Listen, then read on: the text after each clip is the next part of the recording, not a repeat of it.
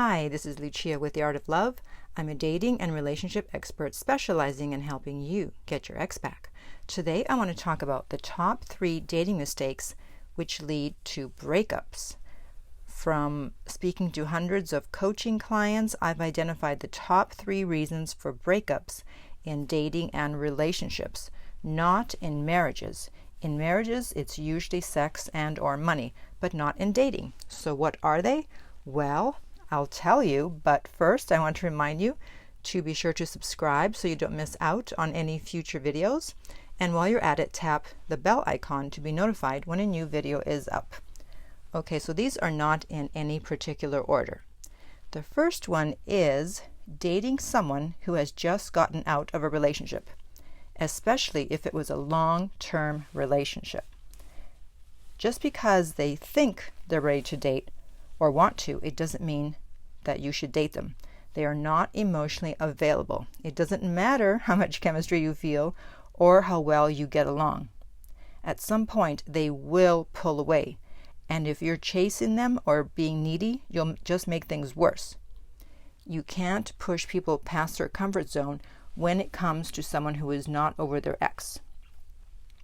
And I've noticed on dating sites and dating apps that a lot of the men on there are on there right after a breakup. They've just gotten out of a relationship, and that's how most men prefer actually to get over a breakup, by hopping on a dating site and trying to find someone else, whereas women usually prefer to be alone. So it's imperative that you find out as soon as possible, definitely on the first date, when their last relationship ended. The longer that the relationship was, then generally the longer it will take them to get over it. And you can say something like, well, how long have you been single, or what brings you to this site? Or you can even say, when did your last relationship end? Something like that. You want to find out also who broke up with who and what was the reason. Because if the person you're dealing with, they were broken up with, then it will probably take them a lot longer to get over their ex than if they had to do the breaking up, obviously dealing with the reason for the breakup, depending on the reason for the breakup.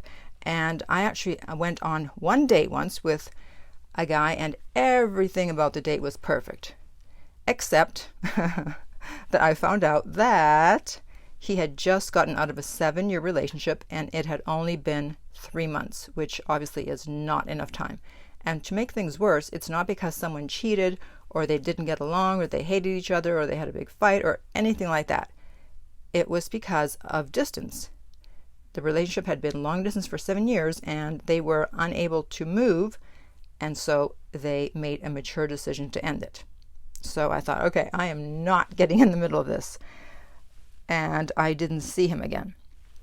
So what do you do if you found out that someone just got out of something? And by just, it can even be 3 months, because if it was a 5-year relationship, again, 3 months is not enough.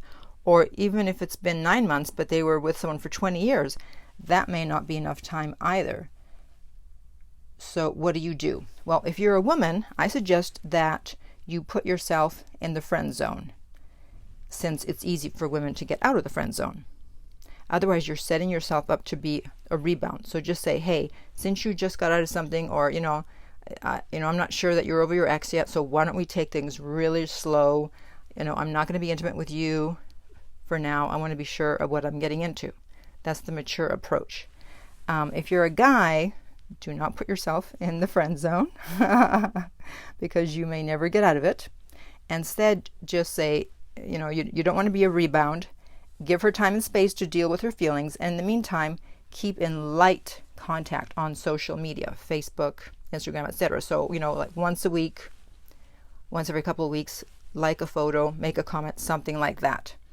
And women, you have to be extra careful with a guy who's been cheated on and dumped, because his ego right now is very, very fragile, and he wants to get his ex back in order to soothe his bruised ego. So ignore this warning at your own risk. All right. Reason number 2 is moving too fast. Y'all need to chill. Stop being so desperate to have someone in your life that you rush in just because you feel chemistry. Let me explain what chemistry is. Chemistry basically is Mother Nature giving you the green light to have sex with that person. It means that your DNA and their DNA have enough similarities and enough differences that it's okay for you to procreate. That's why when you don't feel chemistry with someone, that again is Mother Nature telling you not to procreate, because there are too many differences in your DNA or too many similarities in your DNA. That's all that's going on when you feel chemistry. Doesn't mean they're your soulmate. Doesn't mean they're your twin flame. Doesn't mean they're the one. That's all that chemistry means. And keep in mind that people who are willing to rush in are just as willing to rush out. And I don't care if the other person is rushing things and wants to see you as much as possible. Now that you know better, it's up to you to slow things down. And you also come across as low value by allowing someone into your life that quickly without being discerning as to how much time you're giving to basically a total stranger. It looks like you don't have a life. So for the first month, only once a week. That's right. Only once a week. Why? Because this builds anticipation. It shows that you have a life, that you're not needy, and it's helping you to stay logical, because when you first meet someone you're very attracted to and have chemistry with, you're caught up in a fantasy.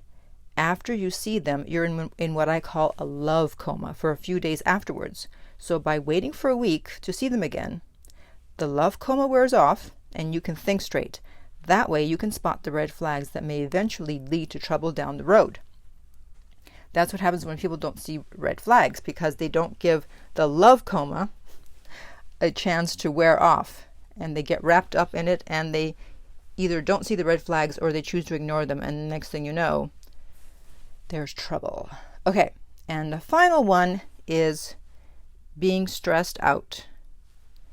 Now, I've noticed that this is more with my male coaching clients, where they have stress with work or with family, they've lost their job, etc., and they either pull away or they're not a lot of fun to hang out with. They're depressed, or they get angry easily and they take it out on their partner.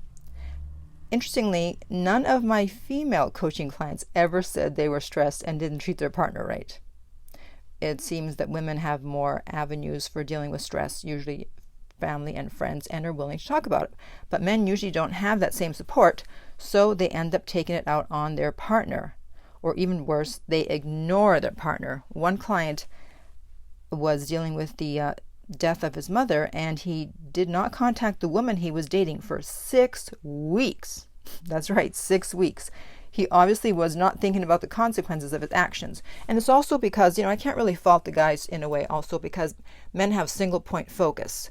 And so when they are focused on something, that's all they're thinking about, and everything around them disappears. Whereas women, they have diffuse awareness, and we can put our attention to several things at a time.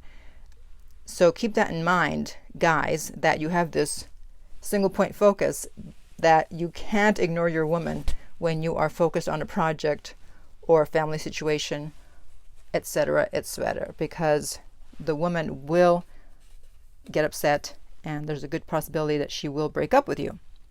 And so now my client, obviously they're broken up and he's trying to get her back. So you can't ignore a woman and expect it to go well. And if you're stressed, tell your partner that that is the reason for your behavior, and spend some time alone if necessary. So say something like, hey, I'm going through a stressful time because of XYZ. I don't want to bring negative energy when I see you, so I'm going to be spending more time alone. This has nothing to do with you. I love you, and I want to take care of me to be a better partner for you. So if you announce it beforehand, what you're doing, you have a much better chance of your partner not breaking up with you when you are not giving them as much attention as they are used to. So to recap, the 3 reasons, 3 mistakes that lead to breakups. Number 1, the person is not over their ex. Number 2, moving too fast. And number 3, being in a stressful situation. So if you've experienced any of those 3, or maybe all 3 in your relationships, I'd like to hear your comment below. And if you're going through a breakup, then you need to speak with me in a private coaching session so I can help you get your ex back. And you can do that by going to theartoflove.net. The direct link is below. If you're listening on YouTube, remember to like and subscribe. If you're listening on iTunes, I would appreciate if you would rate and review the podcast. And finally, remember that love inspires, empowers, uplifts, and enlightens.